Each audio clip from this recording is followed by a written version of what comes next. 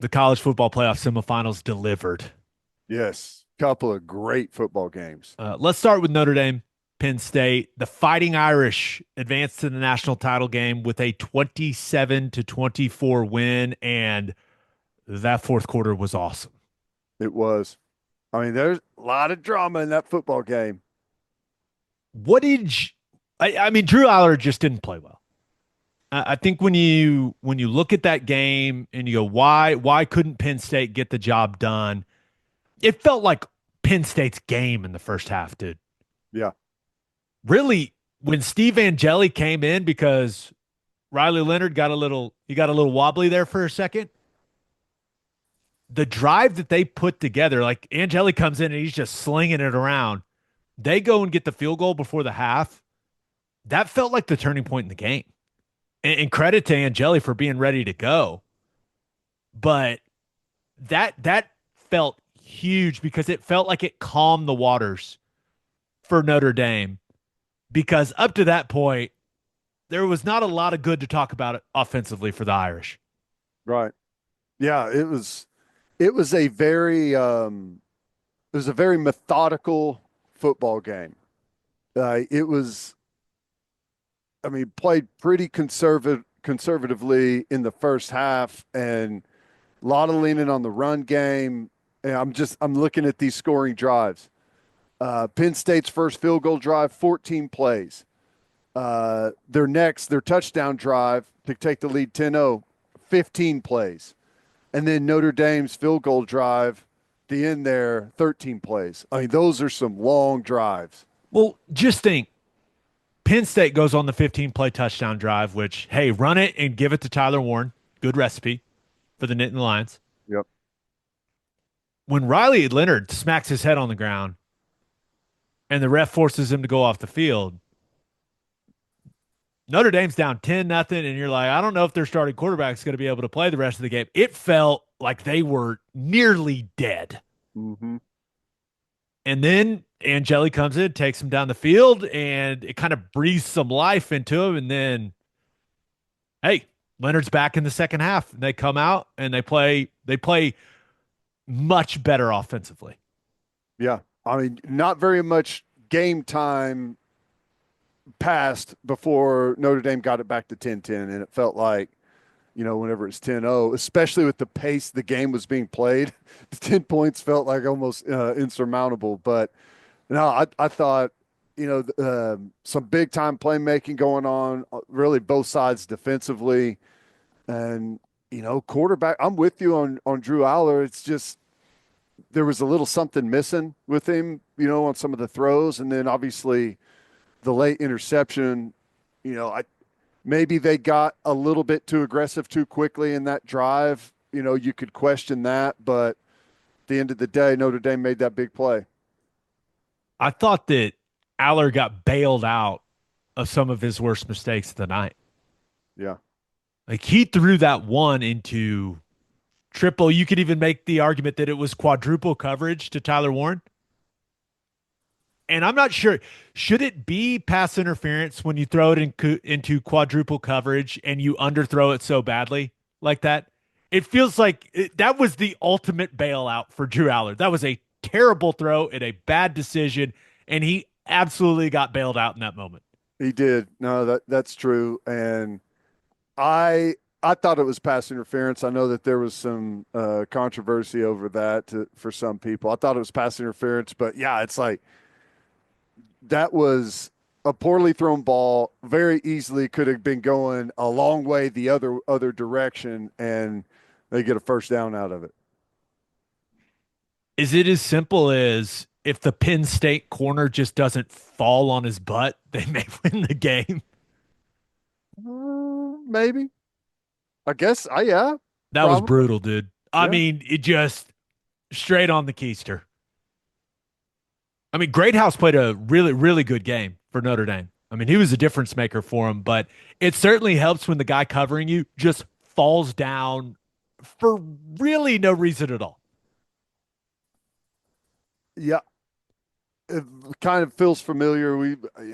I go back to that Missouri game. I had a corner fall down in that one late. It was tough. got to keep your feet playing football. Got to stay on your feet. But man, I I just thought it was a kind of a throwback football game in a sense. It was physical.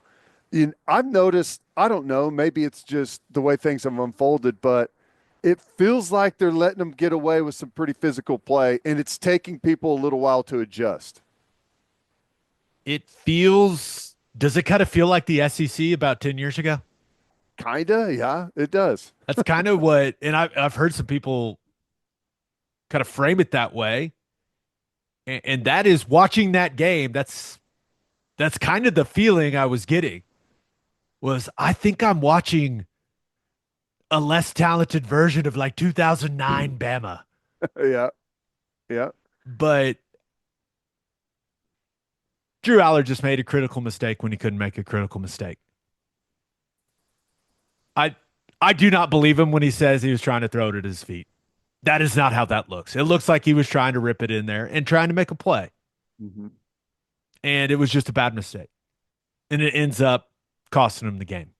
yeah, When you're in that moment, at the very worst, the game goes to overtime.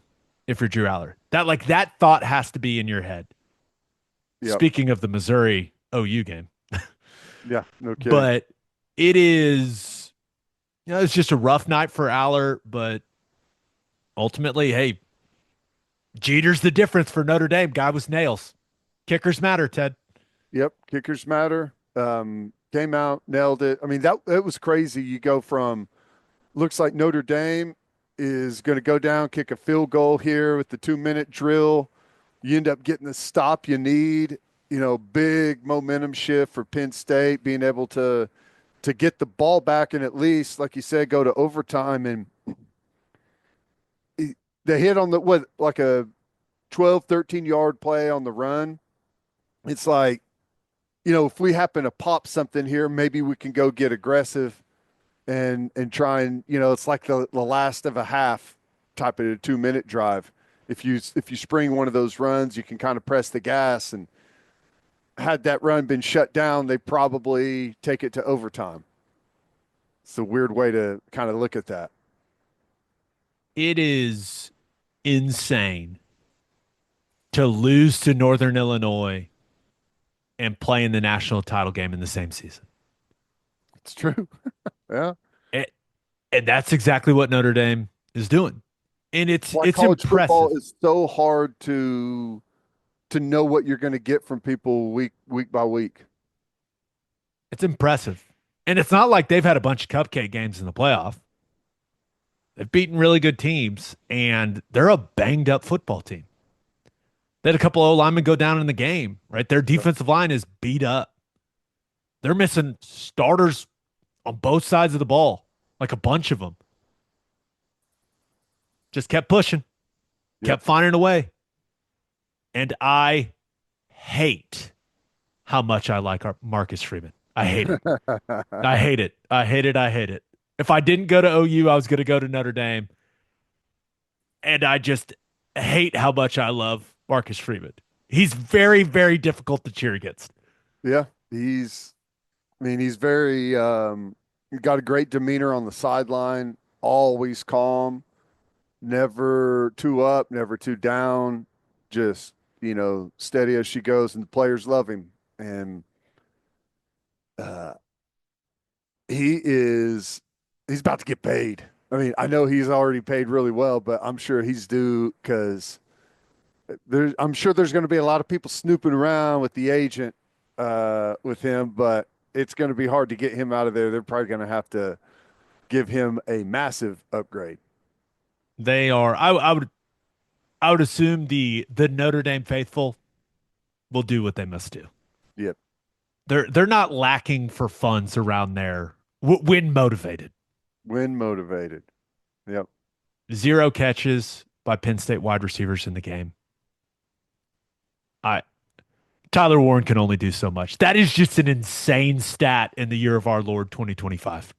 Really is. Notre That's Dame was also 11 for 17 on third down. That'll do. yeah. I I don't know. What do you think of Drew Aller? I I think he holds on to the ball too long. And that could be a product of what they're doing offensively, but let's just be real. 12 of 23 for 135 yards ain't getting it done. Mhm. Now, they have to go out and spend on wide receivers. Notre Dame's defensive backs, they got dudes in the back end of that defense. There were not many open wide receivers throughout that game for Drew Aller. Right. They got to go spend some NIL dollars on wide receivers, and I think they're going to be just fine. They got a Do you really think? talented football team, but I, I'm interested to see how big of a jump he makes this offseason and what he looks like next year. They got to get him some weapons, though. It's hard to judge him as a player. All the he has all the tools that you're looking for in a quarterback, but I just don't know. It's hard to judge when he doesn't have weapons. I don't know if does that make sense? Like it's not No. like you look at Nussmeier at LSU. I mean, he's thrown to guys that are going to be early round picks.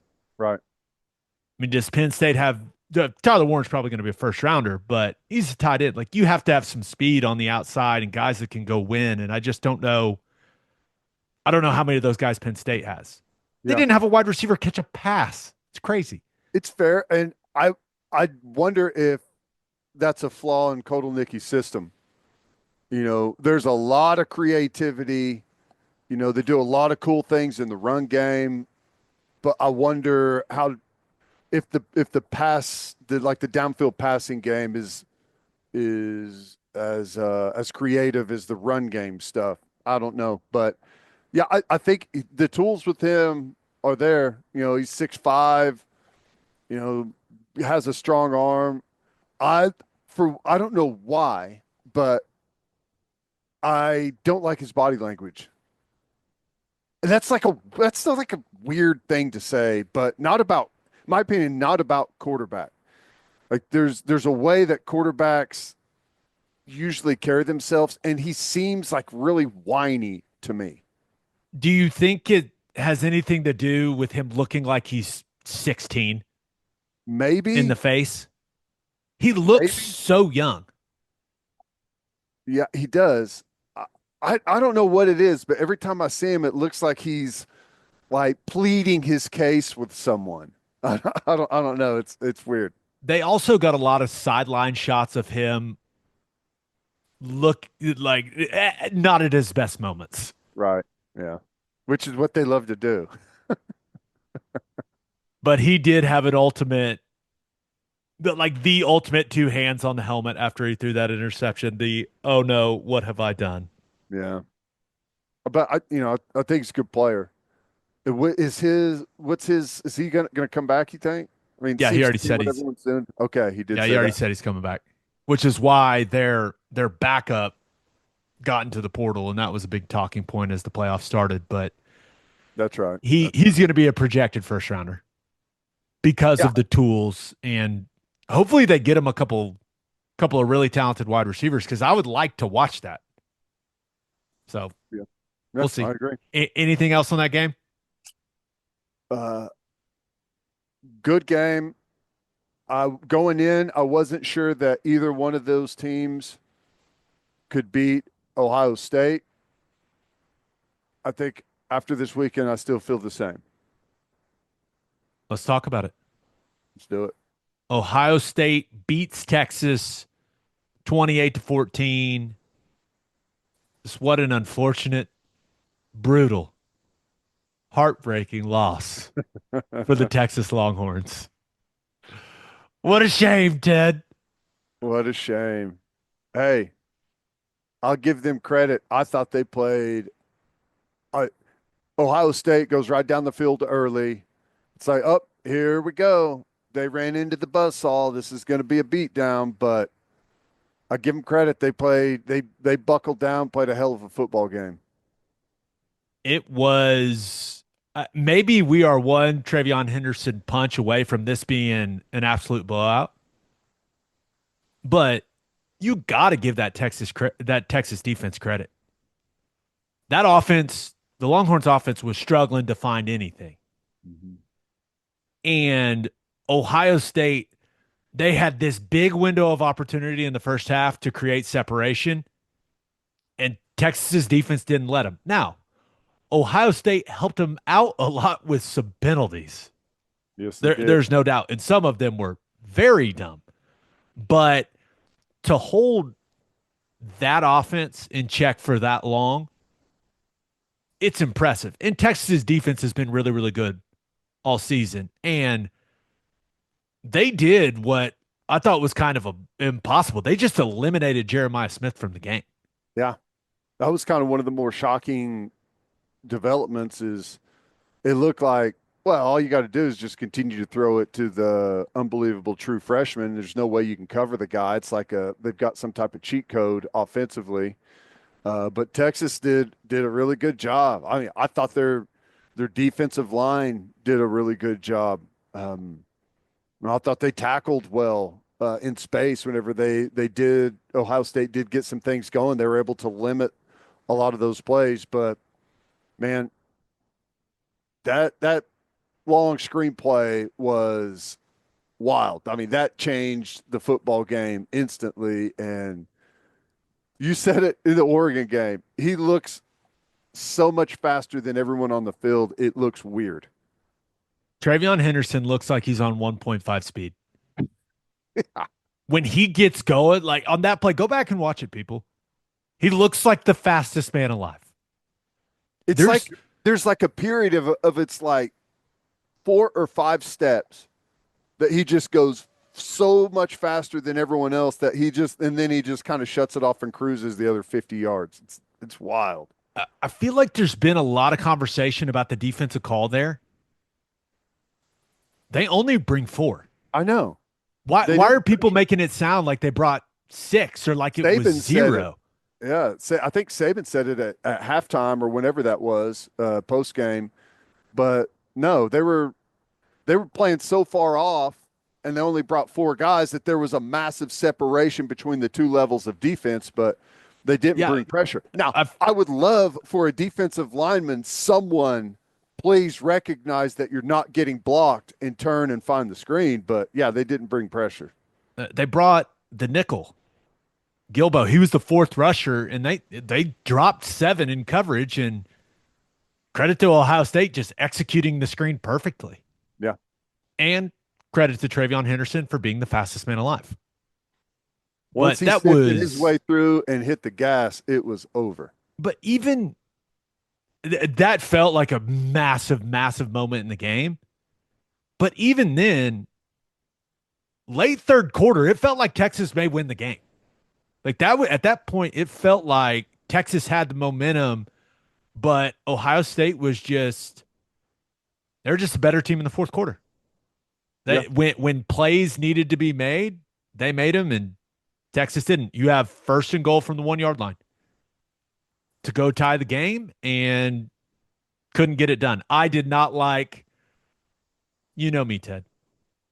I love a toss pin pull play. Mm-hmm. Absolutely love it. Not down there. Not down there. There's too much risk. And Ohio State's defense is just there's too much speed. You're down, you're down on the goal line. If you want to attack the perimeter, just run stretch. Run G lead. It's one of the best plays ever down in that area of the field. Throw a quick screen. Texas throws all kinds of that stuff. Like if you want to get the ball on the perimeter and make them tackle in space, that's what you do. Not, hey, let's toss it.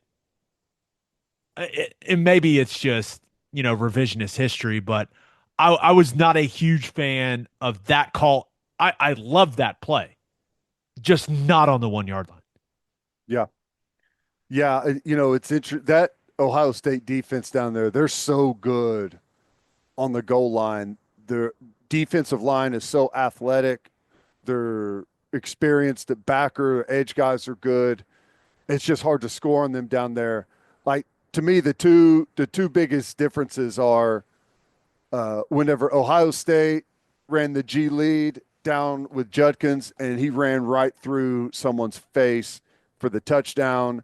And then you go back to the other side, and Texas tried to run the ball and got stuffed on first and goal from the one. So, I mean, that was kind of the difference between the two teams. Now, it's like you go back a long time for Texas in the red zone, right? And being able to score in the red zone. And that has been a problem for them for a couple years now. No doubt. What'd you think of the quarterback play in the game?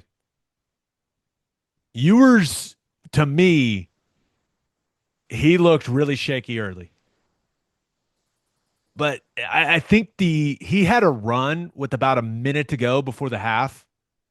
Kind of lowers his head. He ends up being short, but that's when they brought Arch Manning in to convert on fourth down, which that was Yeah. a fumble, by the way. Too close to overturn, but that was a fumble. Yeah. And I thought that got him going and Texas offense going a little bit. But early, he looked very uncomfortable in the pocket, but ended up making some really nice plays. The one where he's going down and he underhands it. Like that was a huge play in Woo. the game. That was, man, and it was the closest thing you could ever imagine in replay. But I thought Ewers during a stretch in the second half, it looked like you mentioned, for a stretch that Texas was the better football team, and they're going to find a way to win it. It's just kind of a matter of time. And I thought my biggest criticism for Ewers is that I don't think he's a playmaker. I think he's a guy that distributes the football, and when things are good and he's protected, he's going to be a very, very effective quarterback. But whenever things are chaotic, he's going to struggle. I thought he did a really good job making plays for them during that stretch. And then, the bad play there is going to be really all that anyone remembers. I think my biggest criticism of him as a college quarterback is he adds nothing to their run game. Look at the two quarterbacks in the national title game. I mean, Will Howard, it's 4th and 2, games on the line. They run QB power with Will Howard. He falls. Turf Monster, Turf Monster got him good. But, I mean, and then Riley Leonard, clearly, with what he's doing running the ball for Notre Dame. But Ewers brings none of that to Texas. Like, not even, I don't even think the defense ever feels threatened that he's going to keep any of these things. And he's not a statue back there. That's not what I'm saying. I just mean in some of the run game, like it doesn't feel like he adds anything at all in whether it's a counter read situation or a zone read, just keeping the defense honest on the backside. It feels like they never do anything like that with him. And that changes how defenses play you. Yeah, it's funny that Texas kind of went from one extreme to the other, right? They went from a guy in A battering ram in Ellinger. Ellinger that did everything, battering ram, just quarterback sweep, quarterback power, quarterback counter, nonstop to Ewers, just kind of and it's a different scheme. But no, I agree. Um, in football, there's different rules on different levels about how to play the game, but you can't change the math. And the math says if the quarterback can run the football, it's going to create issues for defenses.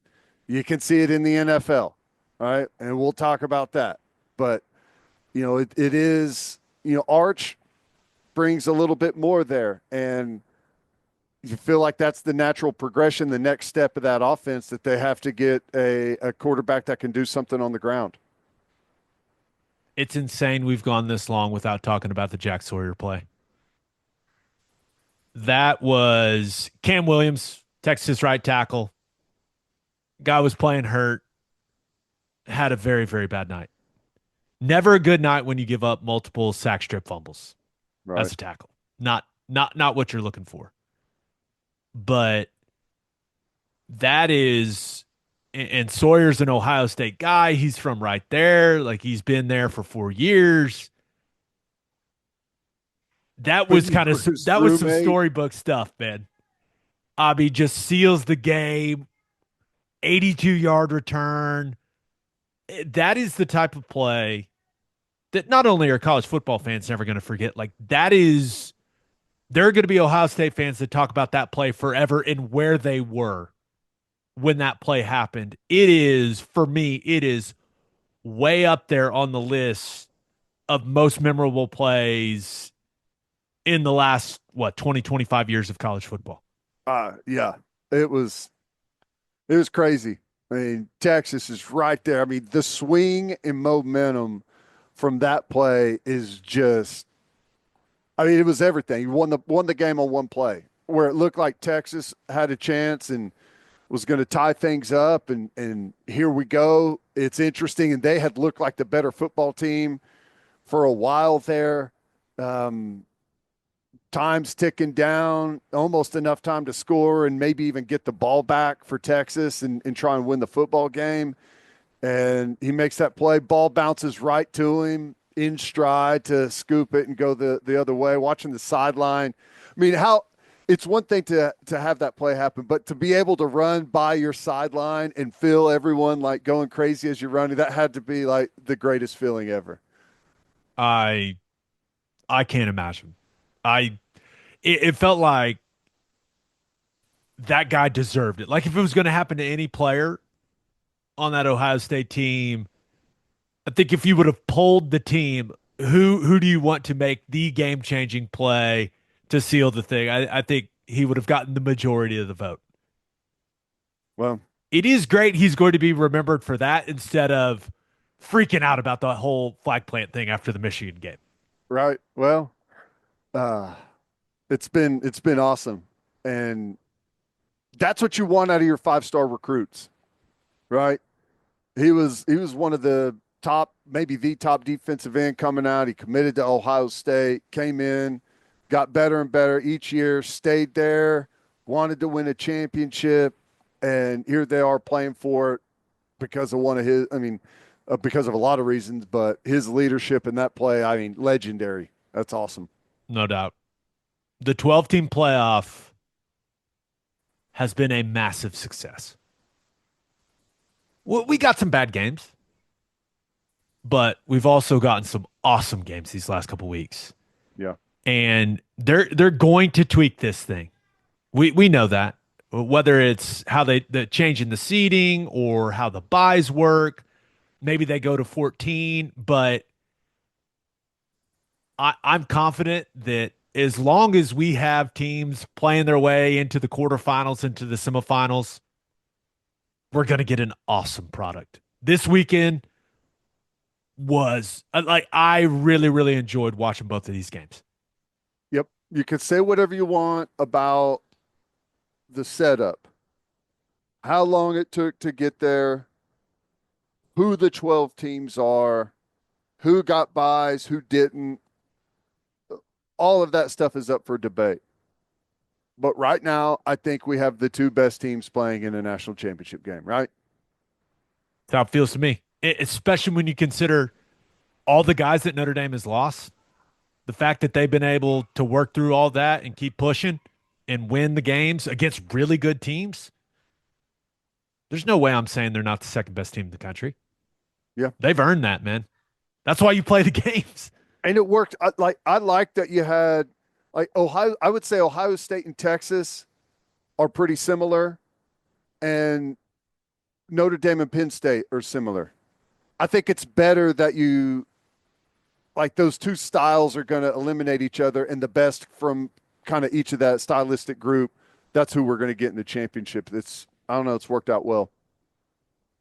We'll see who wins it all this first year. We're gonna have a couple different championship game previews this week. I think we've got a couple different people scheduled to join us. Awesome. So maybe an in the weeds on just for YouTube only, and then one for the full episode. Nice.